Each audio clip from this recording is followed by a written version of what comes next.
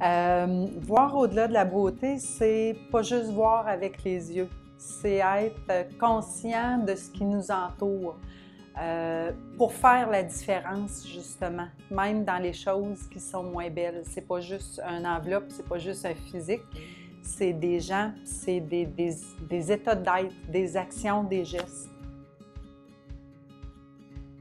C'est drôle, ça me fait toujours rire quand on dit superficiel en lien avec notre domaine, parce que moi, je vois pas superficiel, je vois essentiel. Parce que j'ai toujours calculé que oui, j'aidais les gens à devenir encore plus beaux, mais à se sentir bien avant tout, à aimer ce qu'ils voyaient, que ce qu'on voit de eux reflète ce qu'ils sont à l'intérieur. Donc, c'est pour ça, c'est essentiel et non superficiel. Je pense que c'est pas juste une vision, ça faisait partie intrinsèque de notre personnalité dès le départ. Fait que ça s'est fait naturellement, sans qu'on se pose des questions. Au-delà de la beauté, c'était nous. Puis, c'est devenu, avec les années, une évidence qu'on était ça. Dans notre façon d'agir avec les gens, dans notre façon d'être, dans l'écoute qu'on a envers les autres aussi.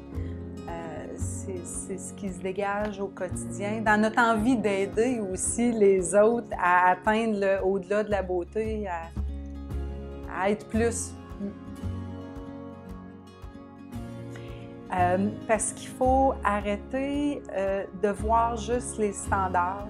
Il faut être indulgent envers nous-mêmes, envers les autres aussi. Il faut se donner de la douceur. Après une année comme on vient de vivre, je pense que c'est encore plus important.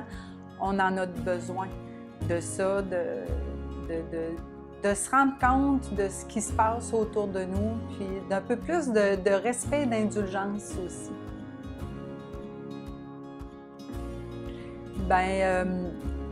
Ce que je voudrais, c'est que ce soit viral, que ça donne le goût aux gens je parlais de douceur, là, justement, d'être empathique envers les autres, d'être à l'écoute envers les autres, de voir la beauté dans chaque petite chose et non dans chaque extérieur, justement, mais